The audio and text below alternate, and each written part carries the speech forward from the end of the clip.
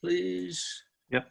That shows you a nice piece of bone that was very firmly embedded on the soil surface, which of course has been rescued. And we got another piece on the other side.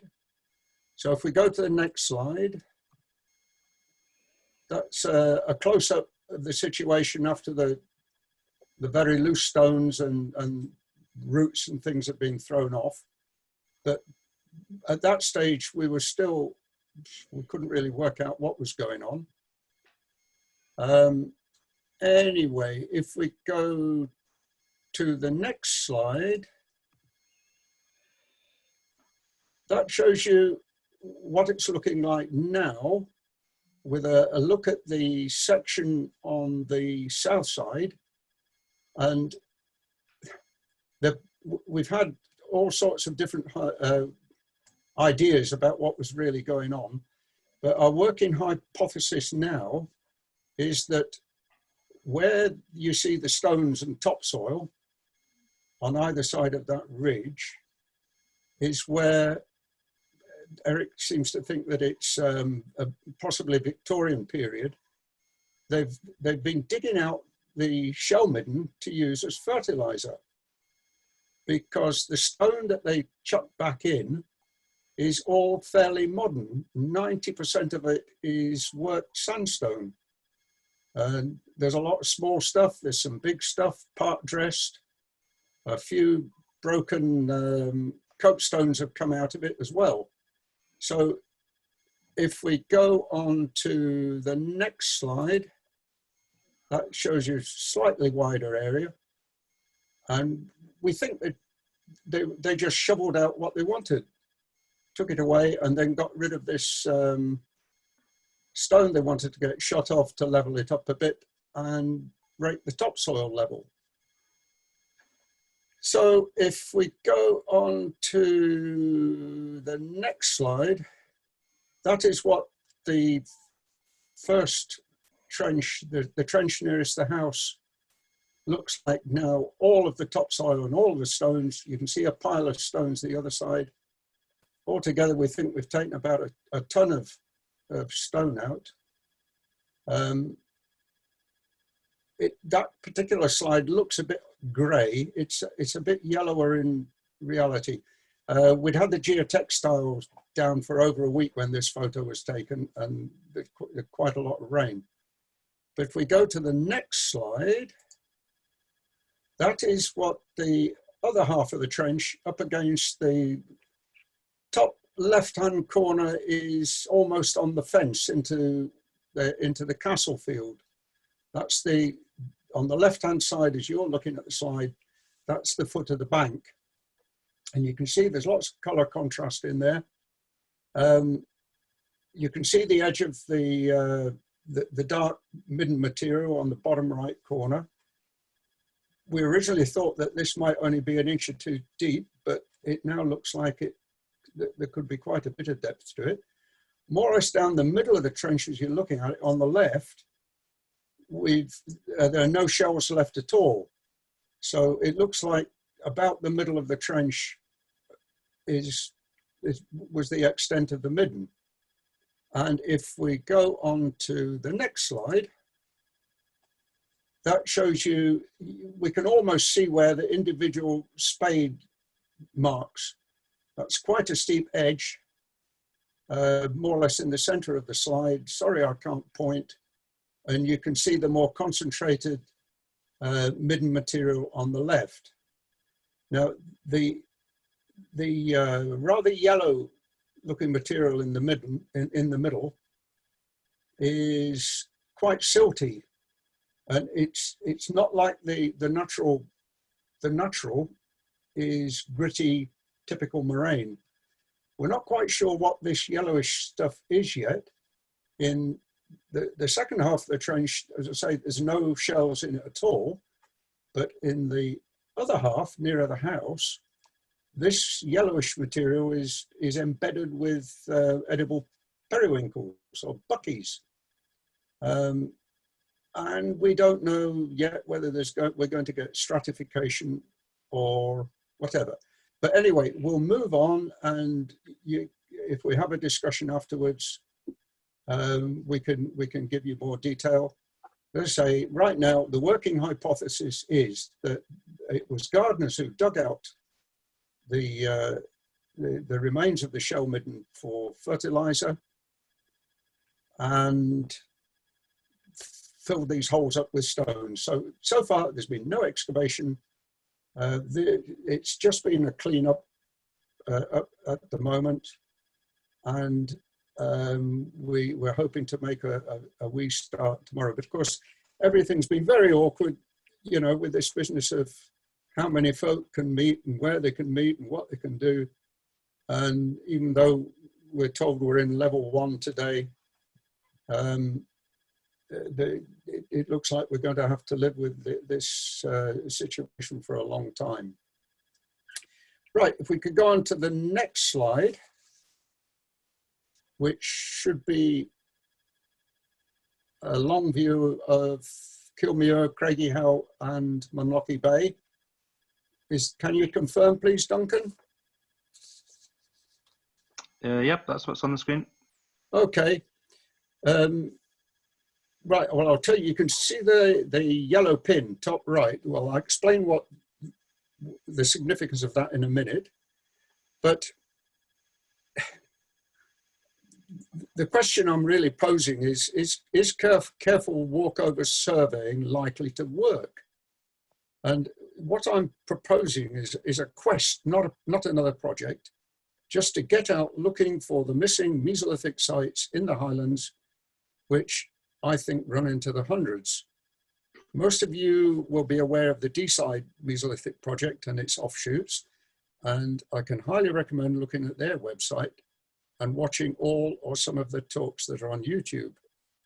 So, question is, where might more sites be? Where should we go prospecting? Tarradale has taught us a great deal, to which the work on D-side, going back several decades, adds considerably, plus the other sites that are on the record. Of equal importance are the valleys of the major rivers and coastal sites, mainly concentrated in the east around the inner Firthlands, with their mix of hard and soft intertidal environments, whilst on the west coast, as a result of the first settlers project and sharp-eyed individual archaeologists, sites are mainly dominated by caves and rock shelters. Then there is the potential of the high passes, both east and west and north and south, as highlighted by the chance discoveries in Upper D-side at the chest of D that prove just how mobile Mesolithic people were. In all three of these landscape situations, the task is to read the landscape, constantly bearing in mind known sites, trying to work out what that landscape looked like in the Mesolithic period, what the best hunting and trapping opportunities might have been, and what the vital plant resources might have been. Also, sites are never going to be very far from sources of good drinking water. The surface remains today are going to be either lithics or shells, exposed by ploughing, natural erosion, animal digging, ditch cleaning, new utility trenches, roads construction, and so on. With respect to estuaries, caves, and rock shelters, there's a need, an absolute need, to understand sea level change and where high tide came to at different times during the Mesolithic period, as the changes were quite dramatic. Rivers also moved about dramatically. Anyway, to test the possibilities for fieldwork, Anne and Dave said they would like to see the site of the large shell midden revealed during Forest Road construction early in 2018 at Munlochy Bay, which is the yellow pin. Mary Peterana kindly gave me the heads up at that time after she and Steve were asked to look at the site. I don't know how much they were able to do, but in the construction of the new road, midden material was spread over a wide area. We could go to the next slide, please, Duncan. Okay. Everyone looking at a spread of shells?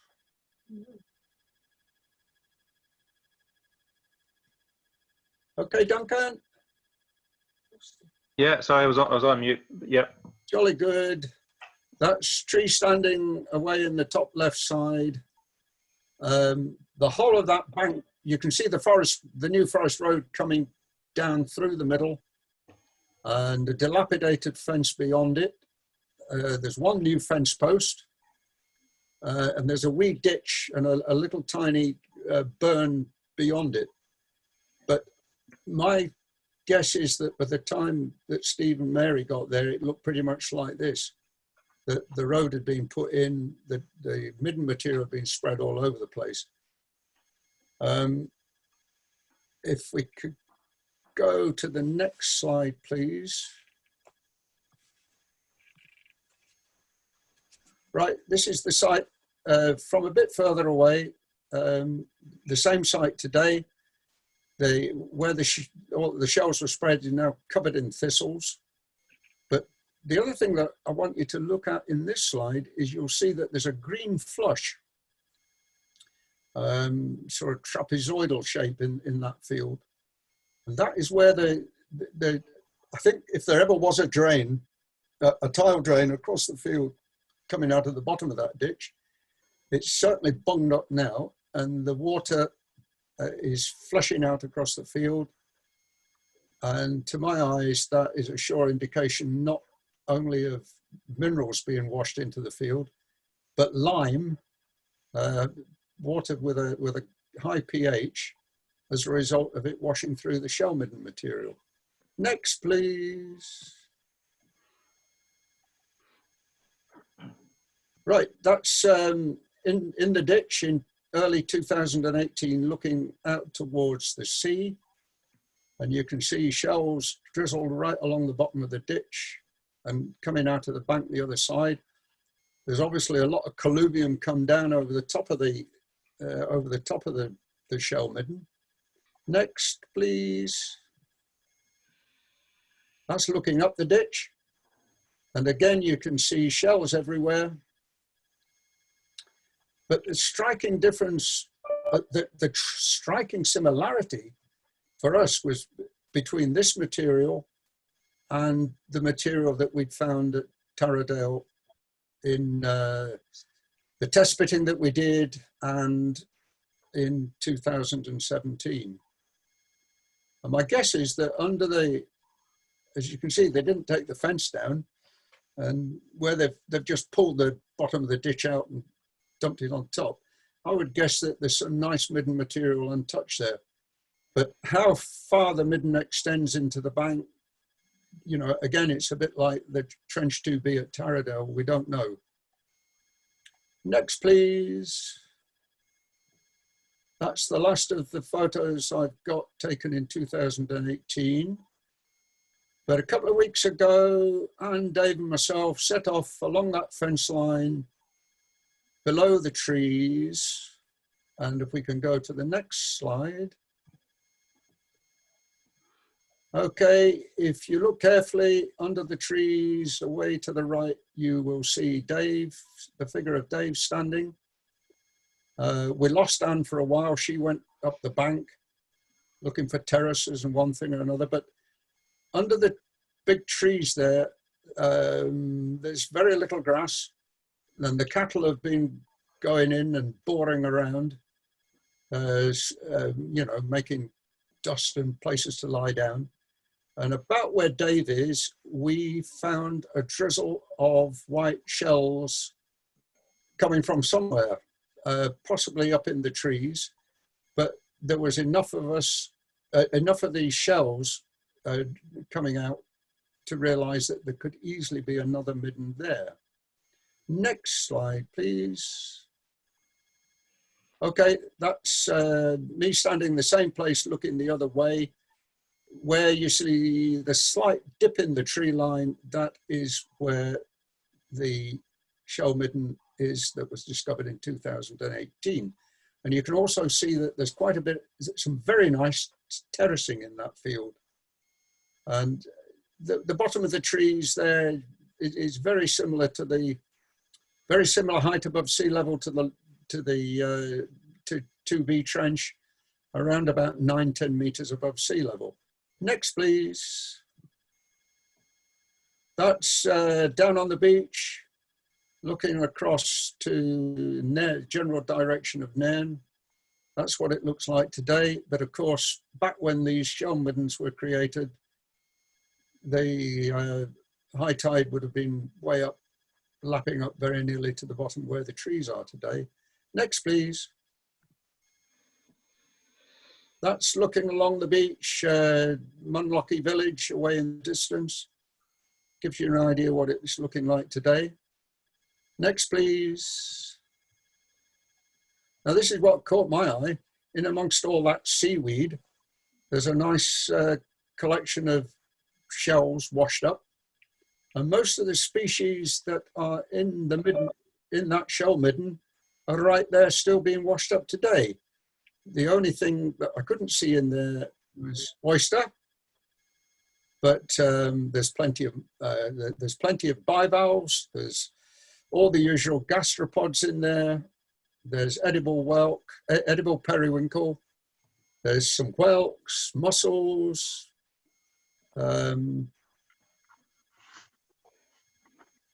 What else is there? There's cockles, and there's a few other. I think there was a few turret shells in there as well. Okay, next, please. Right, these two people, they've not lost money and they're not looking for mushrooms. We discovered what this forestry road had been put in for, and it was to extract timber, which I'll show you where in a minute. But where you see my walking pole stuck in, and where Anne is, we were finding quite a few fragments of oyster shell in the disturbed topsoil. Enough to suggest that, again, somewhere not far away, possibly up in the bracken, up in the bank a bit, that there could be another shell midden. And that particular site is just 30–40 yards away from a really nice stream that comes down out of the cliffs. Next, please. Right, we walked all the way along to Bay Quarry, and that's me standing up on the bank at Bay Quarry, looking towards the east. And you see the pools of water down in the bottom. That is the water from one of the lesser known Clutie wells called Craggy Well, which I've managed to get a photo of. Next slide. Right, that's the bank that I was standing on to take the previous photo. And under the trees here, much disturbed by the recent slamming in of a forwarder track, there's again quite a nice drizzle of oyster, cockle, that white shells anyway, coming out of that bank. Enough again to suggest that there might have been something going on. Right, a few photos of Bay Quarry. Next, please. What all the commotion has been about is that there were a lot of mature elm trees at the quarry here, and the estate have obviously fell a lot and take all the heavy timber out. Now, most of you will know that Roland surveyed the quarry a good few years ago now. I think something to do with Escape Project, and he's got some nice photos online of what the quarry used to look like. We go to the next slide, please. That's the quay, part of the quay. That's looking back towards Och and Ormond Castle. There's a sort of a tidal inlet that they used to bring the boats in, and working platforms. left and right. If we go to the next slide, please. That's from the mouth of the inlet looking back towards Munlochy. And of course, one point I wanted to make at this stage was that when we're looking for sites in a situation like this, you've got to realize that when the water level was many meters higher, the Munlochy Bay would have been twice the size. My guess is that half of Munlochy village would have been underwater, and that the water reached probably right up as far as Munro's nursery. Anyway, you can see there's some nice little terraces, on the opposite side. But where you can see an arable field in the middle, the terraces have been pretty well ploughed out there. But there's still got to be potential all around Munlochy Bay, I think. Next slide, please. That's just looking into the quarry face. As I'm sure you all know, this is where most of the stone for Fort George came out of. It would have been one heck of an operation at one time. Next, please. Right, this is the Craggy Well. This photo must be quite old because all the kloots have gone. I know there was a small NOSAS expedition, I think in 2014, that visited the well and other places around here. I think there were a few kloots left, but obviously the estate or local residents decided they'd had enough of this, and when Anne and myself went past it a couple of weeks ago, there were no kloots there at all. But anyway, we decided on the way back that we would try and work our way through the trees at the foot of the bank following animal tracks, and managed that for about 300 yards, and eventually we had to bail out. We hit impenetrable gorse bushes, and we had to climb back over the fence and get into the field. Next slide, please. Okay, now this was 20, 30 yards past the well. We found an area of bare ground under beech trees. I don't know what had stirred it up, badgers, deer, not many humans going through here. But I hope you can see that again, we've got another drizzle of fragments of white shell. We didn't hang around to investigate the bank, but again, we felt that it was a nice clue. So if we go to the next slide, please. Okay, now just in the space of a most enjoyable day, where you see the circle and the yellow pin, that was the midden that was discovered after they put the forest timber extraction route in. And where I put the other 4 red dots would certainly be possible shell middens not far away. Right, so to finish up, if we go to the final slide, which is, I've shown you already, you can see all the potential going way in past Munlochy Bay, in past Munlochy village itself. But the next area that I've been looking at for several years that I want to have a look at is Kilmuir North. And I know some of you have done this walk during lockdown. You've got to park down near to Kilmuir now. Whoever it is that owns the property up beside the old chapel have got a bit uppity and don't allow parking there anymore.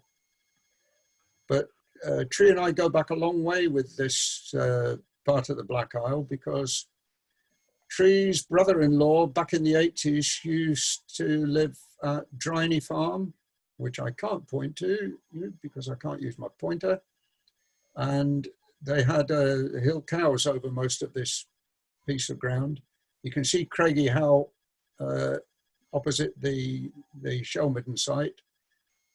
Used to be a lot of feral goats out there, and when we used to have family visits, the favourite walk was along the shore and out to Craigie Howe to see the wild goats.